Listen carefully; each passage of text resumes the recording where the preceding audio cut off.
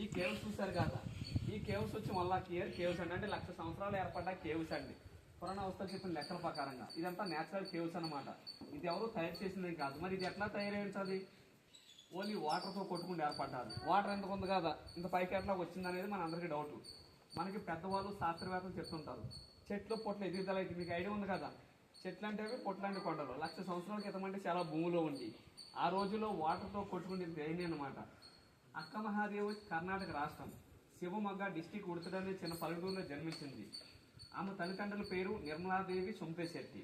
వాళ్ళకి పెళ్ళైన కొంతకాలం వరకు సంతానం కలగపోతే శ్రీ బ్రహ్మరాంబ మల్లికార్జున స్వామిని వేడుకుంటారు.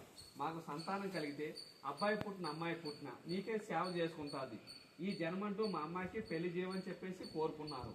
వాళ్ళు కోరుకున్న కొన్నాళ్ళకి ఏం పుడుతుంది. మా అసలు పేరు మహాదేవి. అందరూ అక్క అక్కండ వాళ్ళు అక్కమదేని పిలవబడుతుంది. సపోజ్కి మనకు పెళ్ళైన కొంతకాలం వరకు సంతానం లేదు, ఏదో ఒక దేవుడిని కోరుకుంటామా కోరుకుంటాం. మనకు సంతానం కలిగితే దేవుడికి ముడుపులు ముక్కులు ఏమిస్తామని కోరుకుంటాం. తలనీలాలు పేరు ఏదైనా కలిగి ఉంటే ఇందులో దానం నీకుడి కోసం కోరుకుంటాం. మనం అట్లా కాదు, అబ్బాయి పుట్టిన అమ్మాయి పుట్టిన నీకే సేవ చేసుకుంటుంది, ఈ జన్మంటూ మా అమ్మాయికి పెళ్లి చేయమని చెప్పేసి కోరుకున్నారు. వాళ్ళకిలా మనం కోరుకోగలమా? వాళ్ళు ఎంత భక్తి పనులు కాకపోతే అట్లా కోరుకోగలరు. ఒకసారి ఆలోచించండి. అక్క మహాదేవి చిన్నప్పటి నుంచి కూడా చాలా జ్ఞానపరురాలు. శివుడిని అంటే చాలా ఆరాధన కురిచేదనమాట. ఆమెకి ఎంత వయసు వచ్చిన తర్వాత, ఎంత వయసు అంటే పెళ్లి వయసు, ఆమెకి ఎంత వయసు వచ్చిన తర్వాత నేను ఈ మల్లికార్జున స్వామి కోసం ఎంత సేవ చేసుకుంటున్నాను కాదా, నా జీవితానికి ఇంకేముంది, నాకు సర్వం దైవం భర్త అంతా మల్లికార్జున స్వామి అని చెప్పేసి ఆ మల్లికార్జున స్వామి కోసం ధ్యానం చేస్తూ కూర్చుంది. దీన్ని కర్ణాటక రాజు ఉన్నాడు, కౌచిక రాజు జయరాం సత్తుడు.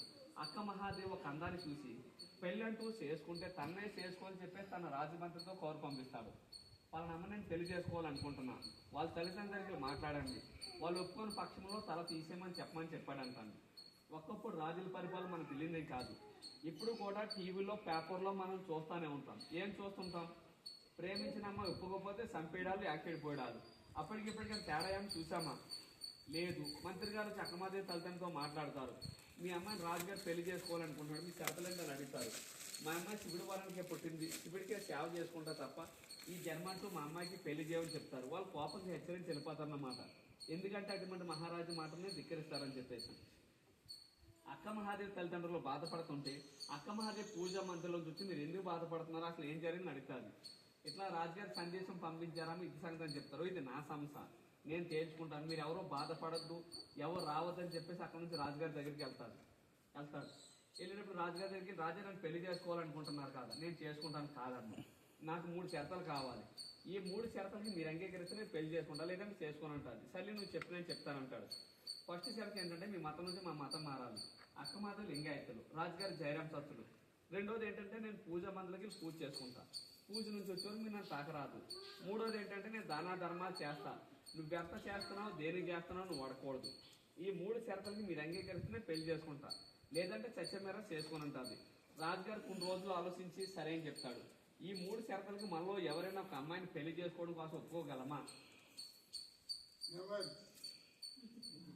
ఒప్పుకోలేదు. అటువంటి మహారాజు గారు ఒప్పుకున్నాడు. ఎందుకనగా ఆమె ఒక అందాన్ని చూసి, ఆమె కాకపోతే దేశం మీద ఎంతో మంది ఉన్నారు, కానీ ఎన్ని రాజ్యాలు తిరిగి వచ్చినా ఇంత అపురూపం ఉందని ఎక్కడా చూడలేదు అనమాట. ఆ మందానికి దాసుడు అయిపోయాడు. ఆమె ఎన్ని దానాలు ధర్మాలు చేసినా రాజుగారు పట్టించుకుంటారు కదా, నా జీవితానికి అది దక్కితే చాలు అనుకున్నాడు అనమాట. మెయిన్ ప్రశ్న, మనం తిండి నీళ్ళు లేకుండా పూజ ఎన్ని రోజులు చేసుకుంటాం? 2 days ఎప్పుడైనా ఉన్నారా? 1 day. రాజుగారు కూడా అదే, 1 రోజు చేస్తుంది, 2 రోజులు చేస్తుంది, 3 రోజులు చేస్తుంది, 4 రోజులు చేస్తుంది, 5వ రోజు నన్ను బయటకు వస్తుంది, అప్పుడైనా పెళ్లి చేసుకుని రాజుగారు అనుకుంటాడు. ఇంకొక మాట, మనం 2 రోజులు 3 రోజులు మానేసిన సందర్భాలు కొన్ని ఉంటాయి. అది ఏ రకంగా మానేస్తుంటాం? అందులో నేను ఒకరిని కూడా ఉన్నాను. ఇంట్లో ఏదైనా అన్నదమ్ములుగా గొడవపడినప్పుడు కానీ, భార్య భర్తలుగా తిట్టుకున్నప్పుడు కొట్టుకున్నప్పుడు కానీ ఆ రకంగా మనం మానేస్తుంటాం. వాస్తవం కదా? భక్తిపూర్వకంగా అంటే కేవలం 1 రోజే. అక్క మహాదేవి అంత మట్టిని తీసుకుని ఒక శివలింగం తయారు చేసుకుంది. రాజుగారి పూజ మందులో ధ్యానంలో కూర్చుంటుంది. ఆమె రోజులు కాదు వారాలు కాదు నెలలు గడుస్తుంటాయి, ఆమె అప్పటికి బయటికి రాదు. రాజుగారి కోపం వస్తుంది. ఏంటి ఈ అమ్మాయి నేను పెళ్లి చేసుకొని తీర్చుకున్నా, ఈమె ఎంతకాలం ధ్యానంలో కూర్చుంటారు, నేను ఎంతకాలం వెయిట్ చేసి పూజ మందులకు టచ్ వెళ్ళిపోతాడు. అప్పుడు ధ్యానంలో చేసిన అక్కమదేవి అంటారు, రాజా నన్ను పూజ నుంచి వచ్చే వరకు మీరు నన్ను తాకరాదని మాటిచ్చారు, మీరు ఇట్లా చేయడం సభ అని అడుగుతారు. అప్పుడు రాజుగారు అంటారు, నేను ఎంతకాలం వెయిట్ చేసి సమాధానం చెప్తాడు. అప్పుడు అంటుంది అక్కమహాదేవి, నాకు ఇన్నాళ్ళ మట్టి నుంచి తిండి లేదు ఏమీ లేదు, ఓం నిమిషం మంత్రం తప్ప. ఇన్నాళ్ళ మట్టి నుంచి నా ఒక భక్తిని గమనించారు అనుకున్నాను తప్ప, కానీ ఈ తుచ్చమైన శరీరం భాగం చూసే కానీ నిర్మోహనం చెప్తాం ఒక్కొక్క వస్త్రం తీసి రాజుగారు ముగ్గురే చేస్తారు. తన పొడవైన తల ఎంటుకతో ఉన్నంత కప్పిన అదండి న్యాచురల్ ఫోటో. ఆమెకు ఆ పరిస్థితి అట్లా వచ్చిందనమాట. ఆ మిన్నామటి నుంచి తిండి నీళ్ళు లేకుండా ఎట్లా తప్ప చేయగలిగిందని ఆలోచించలేదనమాట. ఆ మందమే చూసుకున్నాడు. అప్పుడు రాజులు కొలిసే కులగురువు అక్క మహాదేవి రూపంలో రాజుగారి దర్శనం ఇస్తాడు. అప్పుడు రాజుగారికి ధ్యానోదయం అవుతుంది అనమాట. అమ్మ నేను ఏమంతో చాలా తప్పు చేశాను, నన్ను క్షమించమని చెప్పేసి ఆమె కాలు పడి క్షమాపణ వేడుకుంటాడు.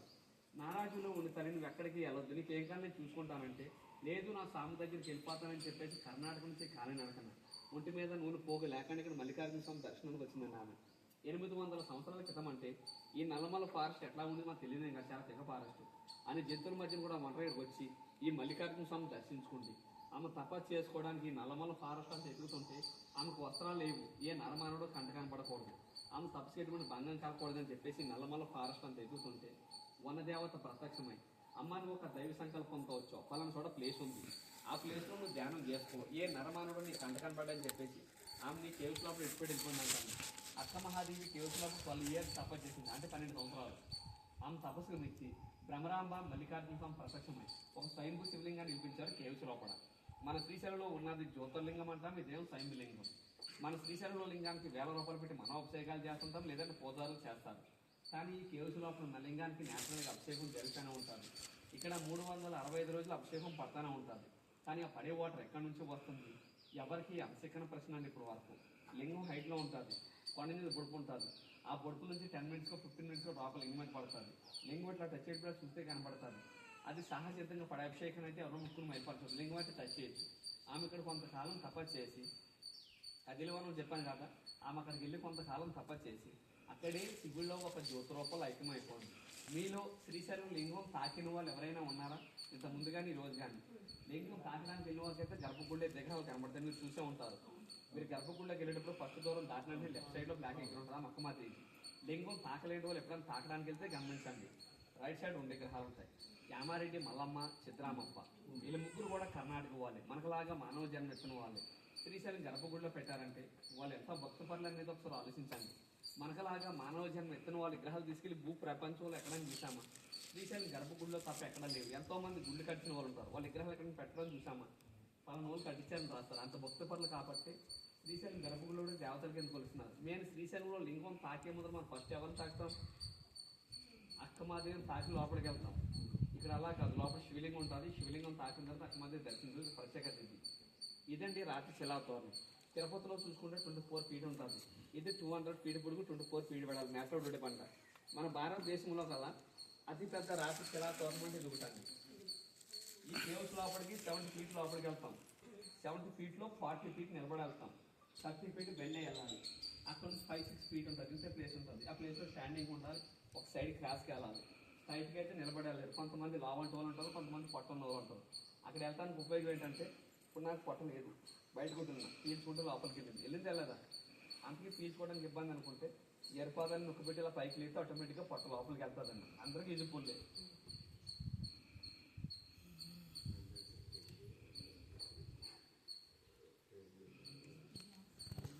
సైజు తీసుకుని 2-3 లోపలికి పంపించుకుంటాం.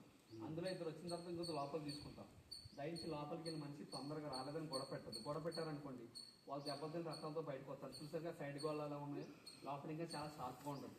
ఎక్కడ వెళ్తారు కట్ అయిపోతుంది. ఒక 10 minutes లేట్ అని నిదానం చూపించుకుందాం. లోపలికి వెళ్ళి మనకి తొందరగా రాలేదు ఎందుకు గొడవ పెడతారంటే, లోపల బ్యాట్స్ ఉంటాయి, బ్యాట్స్ స్మెల్ వస్తే లైట్గా బ్రీతింగ్ ట్రబుల్ తక్కువ ఇస్తారు. ఇంతమంది కూల్గా ఉంది కదా, ఇదే 10 మంది ఒక దాంట్లోకి వెళ్తే వేడొస్తారా రాదా? గదిలోకి వెళ్తే కేవ్స్ అంతా చల్లగానే ఉంటుంది. ఇది కేవ్స్ ఎలా ఉంటుంది ఏంటో ఆలోచనతో మనకి టెంపరేచర్ పెరిగిపోతుంది. ఇదే రూపంగా వెళ్ళి వస్తే ఎవరికి ఏముంటుంది? అక్క మహాదేవి 12 సంవత్సరాలు తపస్సు చేసిన ప్లేసు. కష్టం ఉంటుంది, కష్టం తగ్గ ఫలితం దొరుకుతుంది. అది ఎలానే నేను చెప్తాను.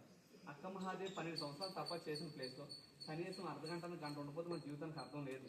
మీరు ఉన్నారు 1 నిమిషం, 2 నిమిషాలు, 3 నిమిషాలు, 4 నిమిషాలు, 5 నిమిషాలు, 10 నిమిషాలు అనుభవం వచ్చేస్తారు రారా? మరి ఫస్ట్ నుంచి లాస్ట్ వరకు ఎవరు చూపించాలా? మేమే చూపించాలా? యాక్చువల్ అంటే చూపించాలి, అవసరమైతే మాకు లేదు. కొంతమంది భయపడి వచ్చేస్తున్నారు, కొంతమంది చెప్పని రక్తాలతో బయటకు వస్తున్నారు కాబట్టి ఓపికగా చూపిస్తున్నాం. మా ఓపిక మీరు మెచ్చి ఉంటేనే చూపించగలను. లేదు నాకు గాలాట్లేదు, నాకు స్మెల్కెట్లేదు, ఉండలేదని అయితే బలవంతంగా చూపిస్తున్నాం. వచ్చిన వాళ్ళంటే చూపిస్తాం. వాళ్ళు బలవంతంగా తీసుకెళ్తాను జరిగిందంటే నన్నే కదా అనేది మీకు ఇప్పుడు అర్థం కాదు. లోపలికి వెళ్ళి వచ్చిన తర్వాత అర్థమైతే నేను అంత కష్టంగా చూపిస్తున్నాం అనేది. నేను చూపించకపోతే మీలో 10 మంది కూడా లోపలికి వెళ్ళారు. అక్క మహాదేవి 12 సంవత్సరాలు ఎట్లా తపస్సు చేయగలిగింది? తిండి నీళ్ళు లేకుండా ఆలోచించండి. ఆమె తపస్సు చేసిన ప్లేస్లో కనీసం 1 అవర్ అన్న హాఫ్ అన్ అవర్ నడుపుతుంది. మన జీవితానికి అర్థం లేదు. ఓకేనండి, నేను ప్రతిఫలం ఏంటని చెప్పాను కదా. ప్రతి ఒక్క పర్సన్ కూడా లింగాన్ని 3 times టచ్ చేసుకుని మన మనసులో ఉన్న కోరుకుంటే కంపల్సరీ నెరవేరుతుంది. ఇది మాత్రం మీకు వాస్తవంగా చెప్తాను. ఎందుకంటారేమో మీకులో వచ్చిన యాత్రికులు 2 సార్లు 3 సార్లు 4 సార్లు 5 సార్లు 10 సార్లు కూడా ఇస్తూ ఉన్నారు. ఎందుకంటే అనుకున్న కోరికలు నెరవేరిందండి. వాళ్ళు చెప్పడం బట్టే మేము చెప్పగలుగుతాం. ఏదంటే ఇష్యూ మాకు తెలియదు. నమ్మండి నమ్మకపోండి మీతో. కొంతమంది ప్లేస్ చాలా బాగుందని మర్చిపోతారు. కొంతమంది భయపడుతూ టచ్ చేయకుండా వచ్చేస్తుంటారు. లింగాన్ని అయితే టచ్ చేయండి, కానీ గుళ్ళో ఉన్న చేపట్టి ఉండకూడదు. ఎమ్మెల్యే టచ్ చేయాలి, ఎమ్మెల్యే రావాలి. ఓకేనండి, సరే ప్లీజ్.